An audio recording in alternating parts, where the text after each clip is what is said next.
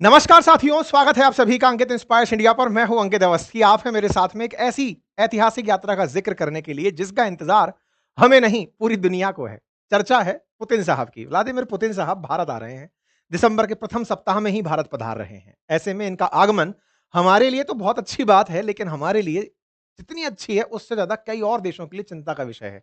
और जिनके बीच चिंता का विषय है उनका नाम तो आप स्वतः ही समझ गए होंगे। हम अमेरिका की बात कर रहे हैं। ऐसे में जब अमेरिका भारत पर तमाम प्रकार के ये दबाव बना रहा है कि भारत रूस से तेल ना खरीदे, भारत रूस के साथ कोई भी व्यापारिक समझौते ना कर ले और उस बीच में पुतिन भारत आ जाएं, और वो भी अचानक ऐसे कि कल तक पता नहीं था, अब अचानक कैसे आ गए, ये स्थिति निश्चित ही ट्रंप को परेशान करने वाली होगी। जितना ट्रंप को परेशान करेगी उतनी ही ये मित्रता भारत के लिए भारी पड़ेगी। ऐसा मैं क्यों कह रहा हूं? क्योंकि बौखलाए हुए ट्रंप जब वो चाइना के अंदर इन तीनों का मिलना नहीं देख पाए थे, वो आज पुतिन जब भारत में होंगे, यानी कि जब आने वाले हफ्ते में जब भारत में होंगे, तो क्या वो वाक़ई में इसे पचा पाएगा? और भाई साहब, जब ट्रंप नहीं पचा पाएँगे तो वो क्या-क्या नुकसान पहुँचाएँगे, उसकी कैलकुलेशन संभवतया भारत सरकार करके बैठी होगी। हेडलाइन्स बनी हुई हैं कि भारत की यात्रा पर पुतिन आ रहे हैं और हम सभी दिमाग में इन्हें लेकर चल रहे हैं। ऐसे में तब और ज़्यादा महत्वपूर्ण हो जाती है ये बात जब पुतिन भारत आएँ और वो भारत के साथ कोई डील ना करें। ऐसा संभव नहीं लगता। ट्रेड डील के नाम पर हम तेल खरीदना बंद कर दिए, तो भारत ने निश्चित ही उनको कोई ना कोई काउंटर ऑफर ज़रूर दिया होगा, तभी पुतिन यहां आ रहे होंगे। क्योंकि भारत की तरफ से लगातार हमारे एनएसए, हमारे विदेश मंत्री, हमारे प्रधानमंत्री सब रूस जाकर उनको इनवाइट कर चुके हैं, उनसे पर्सनली मिल चुके हैं कि आप हमारे देश जरूर आइए। ऐसे में पुतिन अगर आते हैं तो क्या वो तेल की जगह कोई दूसरा काउंटर ऑफर भारत को दे जाते हैं? सबसे ज्यादा जो चर्चा है वो सुखोई 57 की है, क्योंकि ट्रंप अपना F-35 भारत को बेचना चाह रहे थे। भारत ने वो तो दरकिनार कर दिया। ऐसे में जब भारत ने अभी मिग को अपनी बेड़े से बाहर किया है, उस समय क्या रूसी सुखोई भारत के बेड़ों का हिस्सा बन सकता है? ये बड़ी बात होगी मेरे प्यारे साथियों। 2022 से जब से यूक्रेन जंग शुरू हुई है, पुतिन की भारत यात्रा नहीं हुई है। आखिरी बार वो वर्ष 2021 में आए थे, और जब 2021 में वो आए थे, उसके बाद से 22, 23, 24 ये 3 वो साल निकले जिस समय उनका भारत आगमन नहीं हुआ। अभी भारत आगमन की कहानी क्या है, इसको भी मैं थोड़ा-सा बता देता हूँ। फिलहाल के लिए डेट समझ लीजिए, 4 और 5 तारीख को आप आ रहे हैं, और ये इन लोगों की मीटिंग जो भारत के अध्यक्ष मतलब राष्ट्राध्यक्ष और रूसी राष्ट्रपति, इन दोनों की जो ये मीटिंग है, ये 23वीं मीटिंग है, 23rd टाइम ये मिल रहे हैं। तो निश्चित ही कभी तो शुरू हुआ होगा। शुरू हुआ था वर्ष 2000 से, और तब से लेकर ये तय हुआ था कि हर साल मिलेंगे, और हर साल मिलने की शुरुआत में एक साल आप इस देश में मिलेंगे और अगली साल आप हमारे देश में मिलेंगे, यानी कि एक बार भारत में और एक बार रूस में मुलाकात होगी। 2024 की जो मुलाकात है, भारत के प्रधानमंत्री रूस में जाके करके आए थे, और 2025 की मुलाकात करने के लिए वो यहाँ आ रहे हैं। 2 देशों की ये आपस में जो एनुअल मीटिंग का जो सिद्धांत है, ये 2000 से चला आ रहा है, और तब से हर साल हम लोग इसी तरह से मिलते आ रहे हैं। ये जो मीटिंग है, ये बहुत ज़्यादा इम्पोर्टेंस रखती है भारत और रूस के संबंधों में। ये वो शुरुआती दिन है जब ये पहली बार 2000 में आए थे। आप उस समय देख सकते हैं, उस समय पर इनका इस तरह से भव्य स्वागत हुआ था। उस समय से लेकर अब तक इनकी तमाम यात्राएँ जो हैं, वो इस फ्रेम में हमने डाली हैं। लेकिन फिलहाल के लिए आप केवल ये समझिए कि इस यात्रा के मायने बहुत हैं। ये यात्रा ऐसे समय पर हो रही है कि जब 2021 में पुतिन आखिरी बार भारत आए थे, 2022 में जैसे ही शुरू हुआ था रशिया-यूक्रेन युद्ध, भारत रूस की यात्रा पर नहीं गया था, और 23 में पुतिन को भारत आना था, वो नहीं आए थे। तो 22 और 23 रुक गया था। 24 में भारत के प्रधानमंत्री जब गए, तब अमेरिका को बड़ा धक्का लगा था, क्योंकि अमेरिका ये मानने लगा था कि यूक्रेन युद्ध के शुरू होने पर भारत संभवतया अमेरिकी खेमे में शामिल हो गया है, और भारत अमेरिका की तरह सोचने लगा है कि हमें यूक्रेन के खिलाफ काम करने वालों से नहीं मिलना है। भारत ने जब 22 में मुलाकात पुतिन से नहीं की, और जिसने की वो फिलहाल जेल में बैठा हुआ है, मैं इमरान खान की बात कर रहा हूं। इमरान खान निकल कर भाग कर गए थे रूस मिलने के लिए कि सर हम आपके साथ हैं। मतलब वो तो ऐसे हुआ था कि 22 में युद्ध शुरू होने वाला है, एक दिन पहले पुतिन के साथ में इमरान खान बैठे थे, और जो हुआ वो आपके सामने है। खैर, इस तरह से भारत ने उस साल जब अवॉइड किया था, तब अमेरिका ये समझने लगा था कि भारत अब रूसी खेमे से अलग हट रहा है, और अब वो अमेरिका के साथ आ रहा है। बाइडेन ने इस बात का खूब आनंद भी लिया था।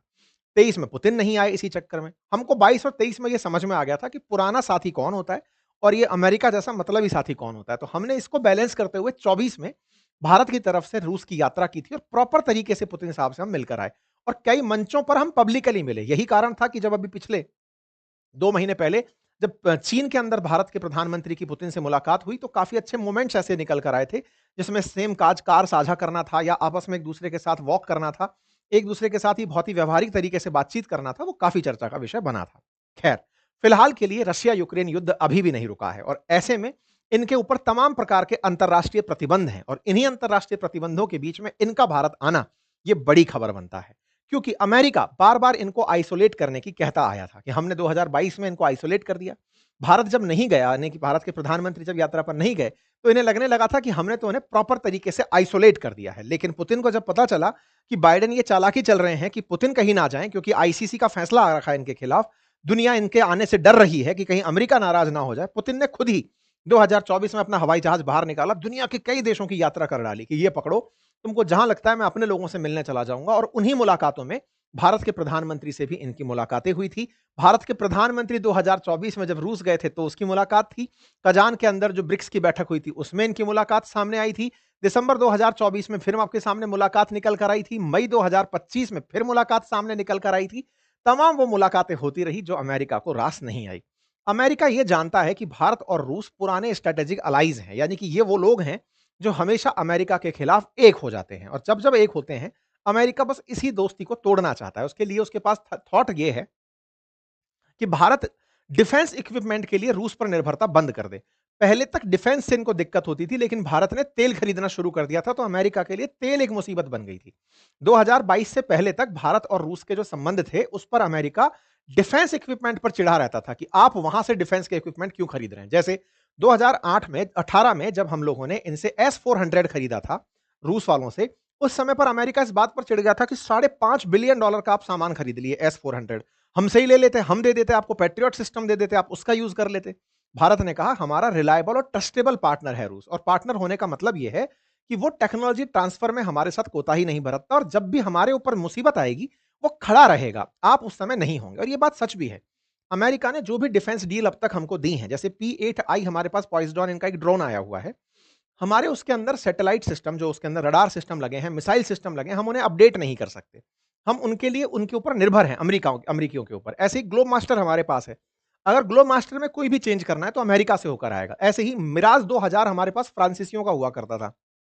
कारगिल युद्ध में बढ़िया काम किया था, लेकिन उसको हम अपग्रेड करना चाहते थे। लेकिन साहब फ्रांसीसियों ने हमें टेक्नोलॉजी ट्रांसफर ही नहीं किया।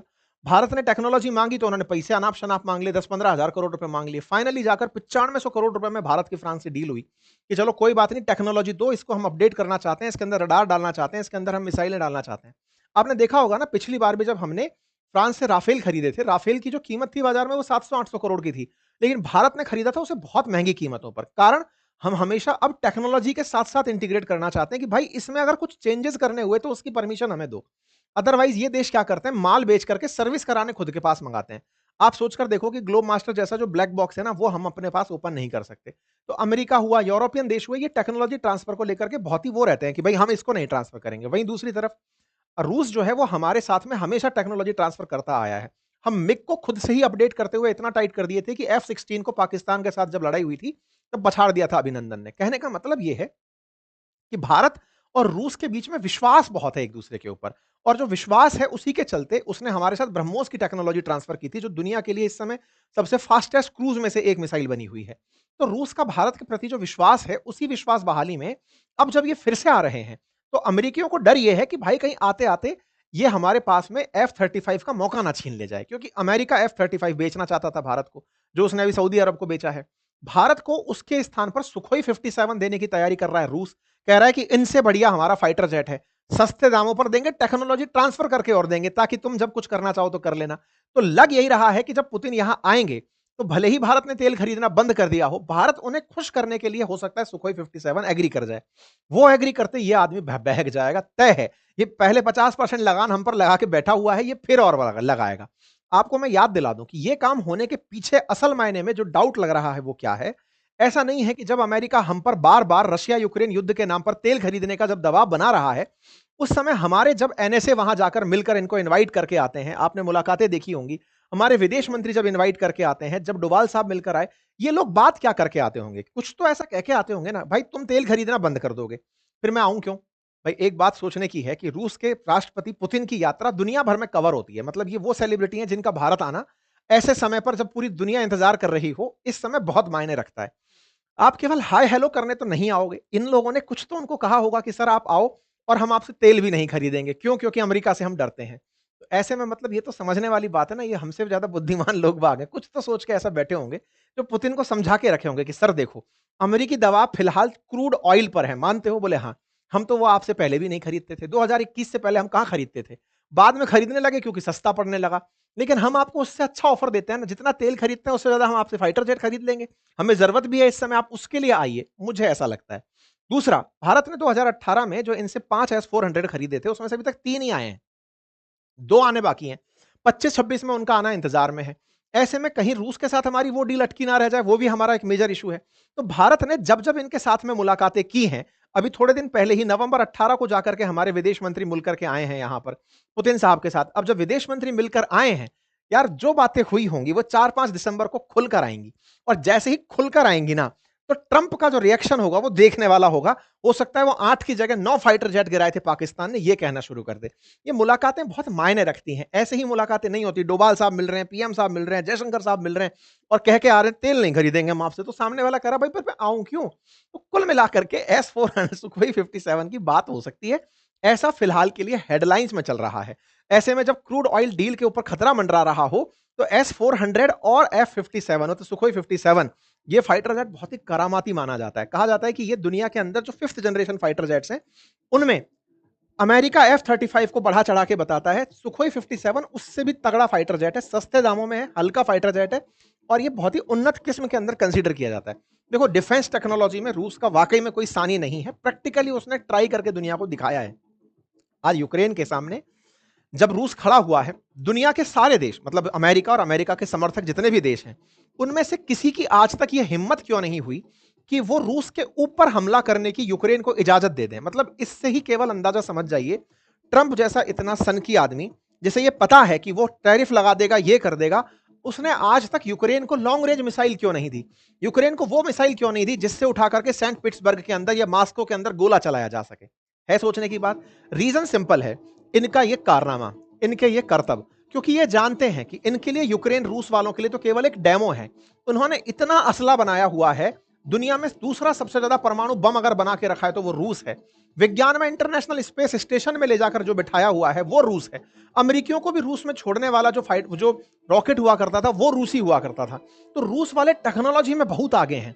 ऐसे में इनको डर ये रहता है कि अगर गलती से हमने कोई भी ऐसा कदम उठा लिया कि रूस का मार हम पर पड़ गया। अभी कल परसों पुतिन साहब बोले कि मैं यूरोपियंस को नहीं मारूंगा, अभी मेरा प्लानिंग नहीं है। अगर आप लोग ये सोच रहे हैं कि जेलेंस्की डराए पड़े हैं आपको कि वो अगला टारगेट यूरोप को बनाएंगे, अगला टारगेट, बोले नहीं, मेरा टारगेट नहीं हो तुम लोग।